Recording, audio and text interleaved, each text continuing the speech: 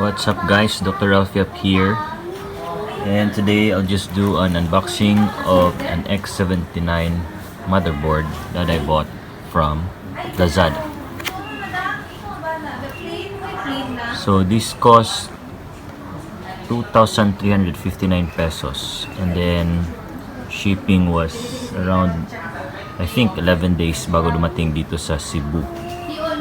So I guess these X79 boards are refurbished motherboards from China,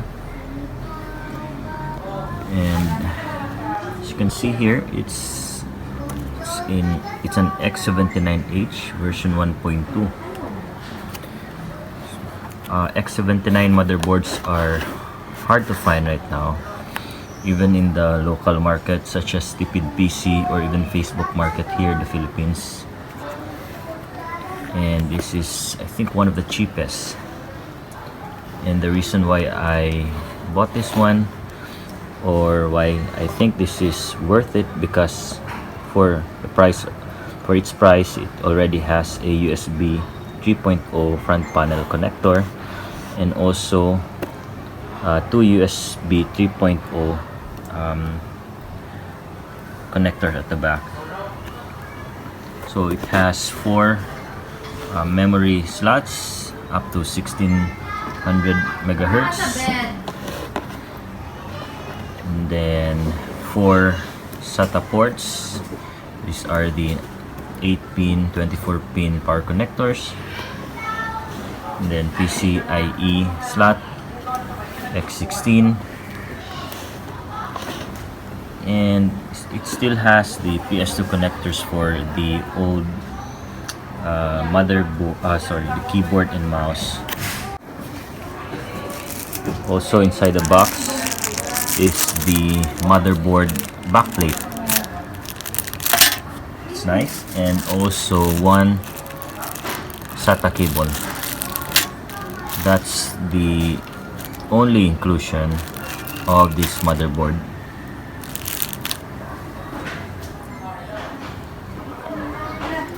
It does not include a user manual,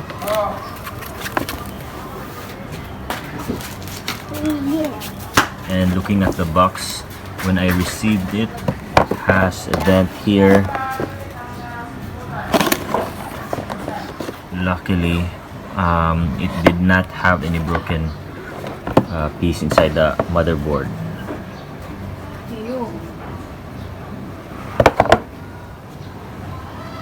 So I'll be testing this motherboard with my previous CPU, the i7-3820, which I bought from the year 2012, so I hope it will still work, and this motherboard will work as well. So be sure to continue watching this video till the end to see if this board from Lazada really works. Say hi. Hi. So instead of buying a whole new system, I decided to just replace this motherboard at a cheap price, since I'm not an intensive gamer,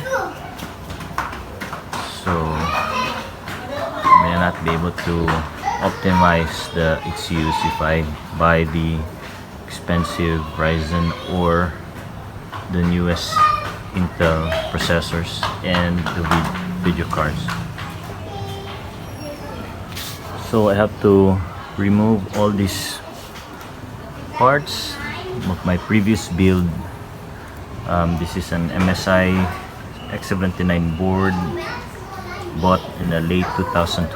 I think it cost me 9,000 pesos for a second hand. I have 4 sticks of 4 gig DDR3 memories and a GT 750 Ti, one an SSD here and hard drive here, and also a 700 watt power supply Silverstone here at the bottom. So we'll see. I hope the Lazada motherboard works.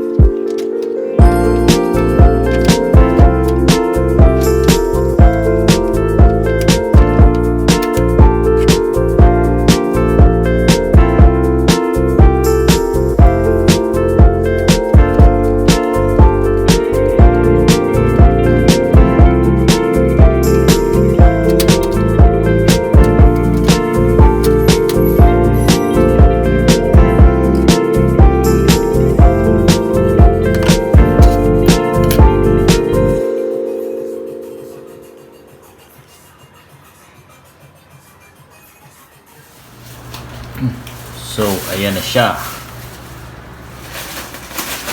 Moment of truth. Let's turn on. Hindi ko muna kinabit yung hard drive, yung SSD lang. So, let's go.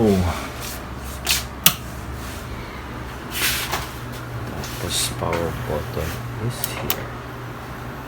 Ayan. Oops.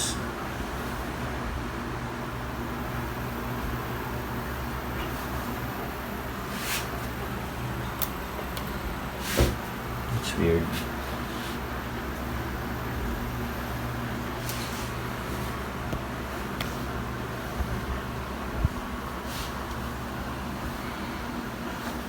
Will it work? Will it work?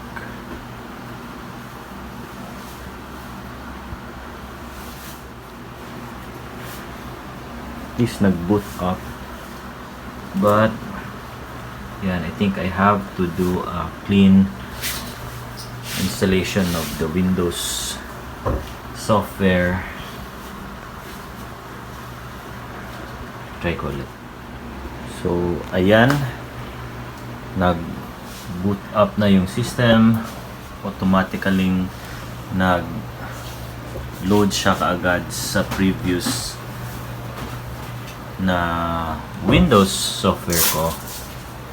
But I think I have to do a clean installation of the Windows 10. So it's legit. The X79 motherboard from Lazada works. So I have to test this for maybe 24 hours to see if it's stable. So if you like this video at if nakatulong ito sa inyo, paki-like and subscribe na lang. Thank you. So I did a fresh installation of Windows 10, and then this is the CPU-Z. So yung processor ko 3820, and then the main board, the brand is American Trends. Yun yung nakalag sa motherboard. And then sa memory, 8 gigs of DDR3. Pansin nyo, I removed the other two 4 gig memory kasi nagto-turn on, turn off siya. I don't know if mainly because of the memory or siguro sa power supply ko. I don't know. So yun, I hope this video helps.